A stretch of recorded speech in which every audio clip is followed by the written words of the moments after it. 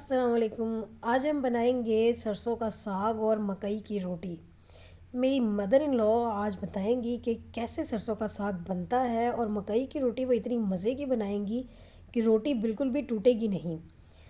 और जो साग है उसकी क्या पहचान है, वो कैसे ख़रीदना है और उसमें क्या क्या चीज़ें डलती हैं, आज हमें सब मेरी मदर इन लॉ हमें सिखाएंगी। तो मैं भी आपके साथ ही सीखूंगी कि सरसों का साग मज़ेदार सा कैसे बनता है और किस तरह बनेगी मज़ेदार क्रिस्पी मकई की रोटी।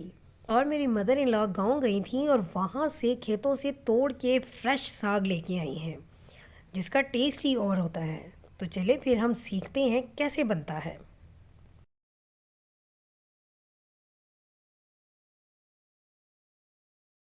इस तरह का ना आ गंदला बहुत मज़ेदार है साग सरसों का। ये पछाण है देसी सरों है। आ गंदल है इनके आ जी चीज़ है ना, आ डंडले ये ला दो, पत्ते ना लाओ, ये चीज़ ला दो। ये मज़ेदार नहीं बनता, साग दे तंदा बन जाते हैं, अजीब जहा जायका बनता है गंदलों ने साग दे। ये सरों का साग, देसी सरों का साग है और इतना मज़े का बनता है। पहले इनकी सफाई करनी पैनी है। कितनी मोटे मोटे गंदलों के नाल पत्ते नरम ने बिल्कुल फ्रैश। ये साग ही इस तरह उतार दे विच कौड़ा आवे तो राई उन्होंने बिल्कुल कट दो। अच्छा ये विच है नहीं, ये बिल्कुल साफ है। हथ का तोड़िया बाजारी नहीं है, खेतों से खुद ही तोड़ के लिया। बाजारों लो ना तो साग सही नहीं होता। ये कितना मज़ेदार है गंदलों से।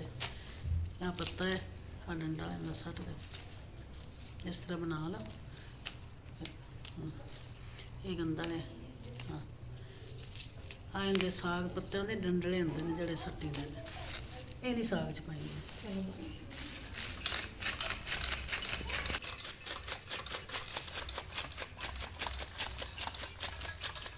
ਹੁਣ ਇਹਨਾਂ ਬਰੀਕ ਟੋਕੇ ਟਕ ਦਿੰਦਾ, ਹੱਥ ਨਾਲ ਨਹੀਂ ਕਰ ਸਕਦਾ ਮੈਂ।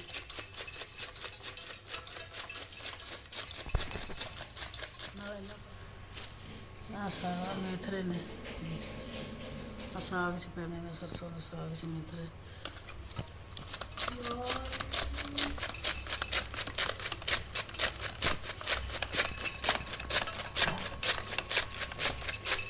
ग्रीन धनिया, सब्ज़ धनिया,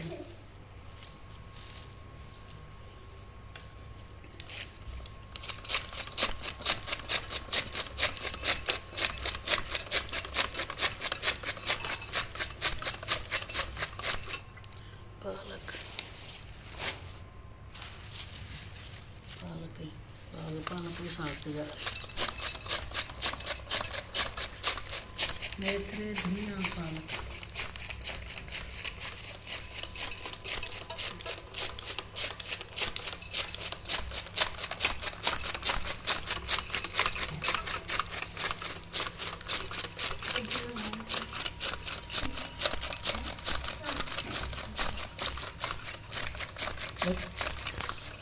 अस्सलाम वालेकुम।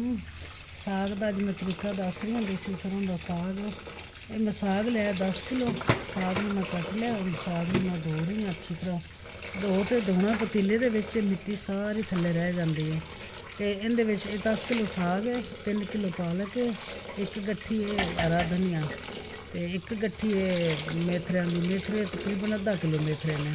पतीले च इस वास्ते धोनी ना भी सारी मिट्टी थले रह जाती है। तो फिर उत्तों तो साग में कढ़ते जाओ, धोंदे जाओ, साग वाश होंदा रहिंदा अच्छी तरह, मिट्टी विच नहीं रहिंदी। मिट्टी नुकसान देंदी बहुत ज़्यादा। तो टोकरी रखी ना कोल, दो तो मैं टोकरी च पा रही हाँ। तो सारे इकट्ठा धो के फिर मैं साग उपर चढ़ा देना।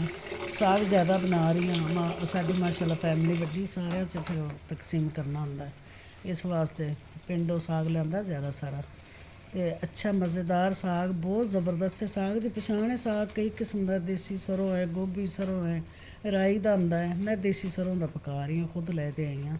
तो इस वास्ते इनू साग नू ज़्यादा है भी उन्हें बैठ जाए, नीचे बैठ जाए, फिर मैं ज़्यादा उत्तों होर इस तरह पाँदी जाती, थल्ले बहता जाए, साग पकता रहता। पूरा दिन तकरीबन मैं साग नू पकाना है अच्छे तरीके ना। जितना ज़्यादा पके तो उतना ही ज़्यादा ही मज़े का बनता है, लजीज बनता है। गर्म नरम हो जाता है ना बहुत ज़्यादा, इस वास्ते साग का जायका भी अच्छा आता है, गल जाए। तो मैं साग बना रही हूँ अपनी फैमिली वास्ते, नाले सिखा रही हूँ कितना बरीक कट्टिया, टोके ते कट्टिया ਬਰੀਕ ਬਰੀਕ। ਜਿਤਨਾ ਬਰੀਕ ਕੱਟੋ ਉਤਨਾ ਹੀ ਜ਼ਿਆਦਾ ਲਜ਼ੀਜ਼ ਜ਼ਾਇਕੇਦਾਰ ਬਣਦਾ ਹੈ। ਸਾਡਾ ਪੰਜਾਬੀਆਂ ਦਾ ਇਹ ਤਾਂ ਖਾਣਾ ਦਾ। ਹੁਣ ਮੈਂ ਦਬਾ ਰਹੀ ਹਾਂ ਸਾਗ ਨੂੰ ਵੀ ਉੱਪਰ ਹੋਰ ਵੀ ਸਾਗ ਵੰਦੇ ਉੱਤੇ ਆਉਣਾ ਡਾਲਦੀ ਜਾਵਾਂ, ਇਸ ਵਾਸਤੇ ਨਾ ਜ਼ਿਆਦਾ ਸਾਗ ਮਾਸ਼ਾਅੱਲਾ ਬਹੁਤ ਜ਼ਿਆਦਾ ਅਤੇ ਅੱਛੇ ਤਰੀਕੇ ਨਾਲ ਦਬਾ ਰਹੀ ਹਾਂ ਵੀ ਬੈਠਦਾ ਜਾਏ ਅਤੇ ਸਾਗ ਉੱਤੇ ਹੋਰ ਪਾਉਣਾ। ਇਹਦੇ ਵਿੱਚ ਪਤੀਲਾ ਵੀ ਵੱਡਾ ਹੈ, ਸਾਗ ਜ਼ਿਆਦਾ ਬਣਾ ਰਹੇ ਹਾਂ ਅਤੇ ਬਹੁਤ ਅੱਛੇ ਤਰੀਕੇ ਨਾਲ ਇਹ ਬਣੇ ਦਾ ਗਲੇ ਦਾ। ਜਿਤਨੀ ਮਿਹਨਤ ਕਰੋ ਸਾਗ ਉਤਨਾ ਹੀ ਜ਼ਿਆਦਾ ਮਜ਼ੇ ਦਾ ਲਜ਼ੀਜ਼ ਬਣਦਾ। ਸਾਡਾ ਪੰਜਾਬੀਆਂ ਦਾ ਸਾਗ ਬਹੁਤ ਅਸੀਂ ਸ਼ੌਕ ਸੇ ਖਾਂਦੇ ਹਾਂ। ਸਾਗ ਮੈਂ ਨੀਚੇ ਬਿਠਾ ਰਹੀ ਹਾਂ, ਬੈਠ ਰਿਹਾ ਸਾਗ। ਜਿਸ ਟਾਈਮ ਸਾਗ ਬੈਠ ਜਾਏਗਾ ਨਾ ਥੱਲੇ ਅਤੇ ਸਾਗ ਦੇ ਉੱਤੇ ਫਿਰ ਢੱਕਣ ਦੇ ਦਿਆਂਗੀ। ਢੱਕਣ ਦੇ ਦਿੱਤਾ। ਅੱਛਾ ਇਹ ਥੋੜ੍ਹਾ ਜਿਹਾ ਪੱਕੇ ਦਾ ਪਾਲਕ ਮੈਂ ਵਾਸ਼ ਕਰ ਰਹੀ ਹਾਂ। ਹੁਣ ਇਹਦੇ 'ਚ ਪਾਲਕ ਪਾਉਣੀ ਹੈ ਅਤੇ ਸਾਗ 1 ਘੰਟਾ ਡੇਢ ਤੱਕ ਸਾਗ ਨੇ ਪੱਕਣਾ। ਉਸ ਤੋਂ ਬਾਅਦ ਪਾਲਕ ਪਾ ਦੇਣੀ ਹੈ। ਪਾਲਕ ਵਾਸ਼ ਹੋਰ ਵੀ ਪਾਲਕ ਦੇ ਵਿੱਚ ਹੀ ਹੈ ਮੇਥਰੇ ਧਨੀਆ ਇਹ ਸਾਰਾ ਕੁਛ ਵਿੱਚ ਹੀ ਹੈ। ਸਾਗ ਵੇਖੋ ਬਣ ਰਿਹਾ। ਹੁਣ ਪਾਲਕ ਵੀ ਸਾਗ ਹੋ ਗਿਆ ਘੰਟਾ ਡੇਢ ਹੋ ਗਿਆ ਸਾਗ ਨੂੰ।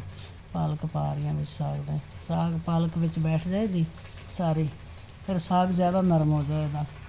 ਇਸ ਤੋਂ ਬਾਅਦ ਫਿਰ ਪੱਕਦਾ ਰਹੇਗਾ ਸਾਗ ਪਾਲਕ ਸਾਰਾ ਕੁਛ ਮਿਕਸ ਹੋ ਗਿਆ। ਪਾਲਕ ਸਾਰੀ ਪਾ ਦੇਣੀ ਹੈ। ਪੱਕੇ ਦਾ ਕੋਈ ਤਕਰੀਬਨ 2-3 ਘੰਟੇ ਹੋਰ ਪੱਕ ਜਾਏਗਾ ਸਾਗ, ਹੋਰ ਨਰਮ ਹੋ ਜਾਏਗਾ। ਇਤਨਾ ਮਜ਼ੇ ਦਾ ਫਿਰ ਬਣ ਜਾਂਦਾ। ਸਾਰਾ ਬਿਠਾ ਰਹੀ ਹੈ ਨੀਚੇ, ਪਾਲਕ ਨੂੰ ਨੀਚੇ ਬਿਠਾ ਰਹੀ ਹੈ। ਸਾਗ ਗਲ ਚੁੱਕਿਆ ਕਾਫੀ ਜ਼ਿਆਦਾ, ਇਸ ਵਾਸਤੇ ਮੈਂ ਪਾਲਕ ਪਾ ਰਹੀ ਹਾਂ। ਪਾਲਕ ਨਰਮ ਹੁੰਦੀ ਨਾ ਜਲਦੀ ਗਲ ਜਾਂਦੀ। ਸਾਗ ਥੋੜ੍ਹਾ ਜਿਹਾ ਗੰਦਲਾਂ ਨੇ ਅਤੇ ਟਾਈਮ ਲੱਗਦਾ ਸਾਗ 'ਤੇ। ਪਾਲਕ 'ਤੇ ਨਹੀਂ ਟਾਈਮ ਲੱਗਦਾ ਇਤਨਾ ਜ਼ਿਆਦਾ। ਪਾਲਕ ਪੈ ਜਾਏਗੀ ਸਾਰੀ ਵਿੱਚ, ਸਾਗ ਦੇ ਵਿੱਚ ਜਾ ਰਹੀ ਸਾਰੀ ਪਾਲਕ। ਅੱਛੇ ਤਰੀਕੇ ਨਾਲ ਤਿਆਰ ਹੋ ਜਾਏਗਾ ਇਨਸ਼ਾ ਅੱਲਾਹ ਤਾਲਾ। ਬਹੁਤ ਮਜ਼ੇ ਦਾ ਲਜ਼ੀਜ਼ ਬਣੇਗਾ ਸਾਗ। ਗਾਓਂ ਦਾ ਸਾਗ ਵੈਸੇ ਵੀ ਸ਼ਹਿਰ ਦੇ ਨਿਸਬਤ ਬਹੁਤ ਅੱਛਾ ਹੁੰਦਾ, ਸਾਫ਼ ਸੁਥਰਾ, ਸਾਫ਼ ਪਾਣੀ।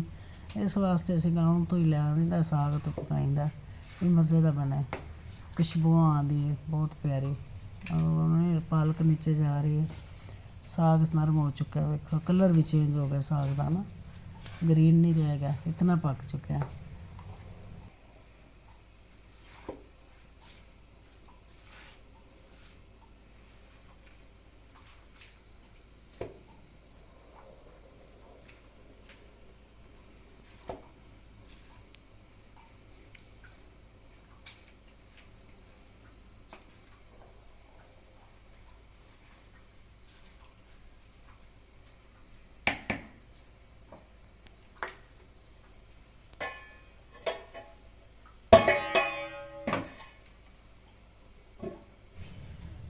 तो अब हमने ले ली हैं हरी मिर्चें। हरी मिर्चों को हमने अच्छी तरह से वॉश कर लिया है। वॉश करने के बाद हरी मिर्चों की डंडियाँ हैं वो ये देखें अलहदा कर ली हैं, क्योंकि अब हमें इनका पेस्ट बनाना है। थोड़ा सा पानी डाल के हरी मिर्चों का पेस्ट बना लिया है। और 1.5 किलो हरी मिर्चें हैं, क्योंकि साग ज़्यादा क्वांटिटी में है, 10 किलो साग है, इसलिए हरी मिर्चें 1.5 किलो ली हैं। क्योंकि इसमें हमने लाल मिर्चें इस्तेमाल नहीं करनी, सिर्फ हरी मिर्चें ही करेंगे। हरी मिर्चें और नमक, और नमक भी हम इसमें अपनी टेस्ट के अकॉर्डिंग डाल लेंगे। तो हमने भी इसमें डाल लिया है, क्योंकि ज़्यादा क्वांटिटी में साग है इसलिए नमक भी थोड़ा ज़्यादा ही जाएगा।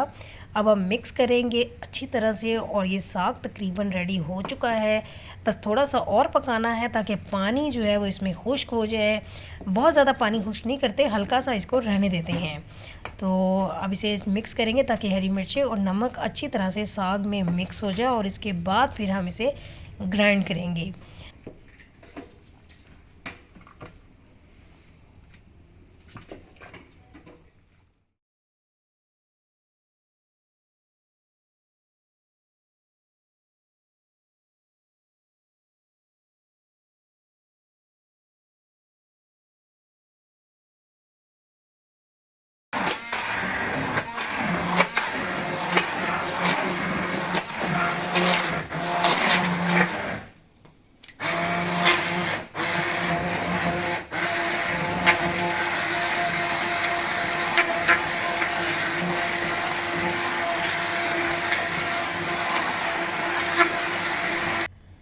तो ये देखिए जी साग हो गया है रेडी। तो इतना बारीक हो गया है, बहुत ज़्यादा बारीक नहीं करते, बस इसी तरह रखते हैं। तो साग रेडी है।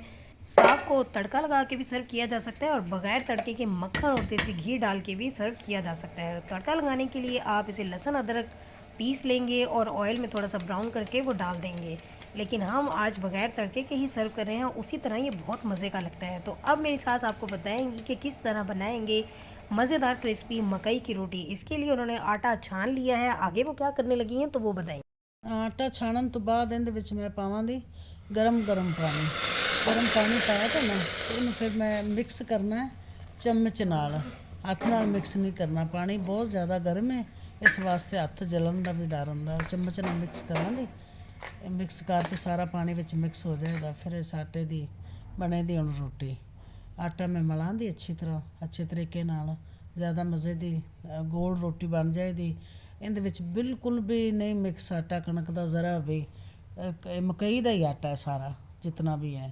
ਅਤੇ ਹੁਣ ਇਹ ਗਰਮ ਪਾਣੀ ਹੱਥ ਨਹੀਂ ਲਾਇਆ ਜਾ ਰਿਹਾ, ਇਸ ਵਾਸਤੇ ਮੈਂ ਚਮਚ ਨਾਲ ਮਿਕਸ ਕਰ ਰਹੀ ਹਾਂ। ਹੁਣ ਅੱਛੇ ਤਰੀਕੇ ਨਾਲ ਇਹਨੂੰ ਮਲ ਦੇਣਾ। ਚਮਚ ਨਾਲ ਮਿਲਿਆ, ਹੁਣ ਥੋੜ੍ਹਾ ਜਿਹਾ ਠੰਡਾ ਹੋ ਜਾਵੇ ਤਾਂ ਫਿਰ ਮੈਨੂੰ ਹੱਥ ਨਾਲ ਹੀ ਮਲ ਲਾਂਦੀ ਆਟੇ ਨੂੰ ਨਾ। ਗਰਮ ਇਸ ਵਾਸਤੇ ਹੱਥ ਨਾਲ ਮਿਲਿਆ ਨਹੀਂ ਜਾ ਰਿਹਾ, ਠੰਡਾ ਹੋ ਜਾਵੇ ਫਿਰ ਮਲਣੀ ਆ।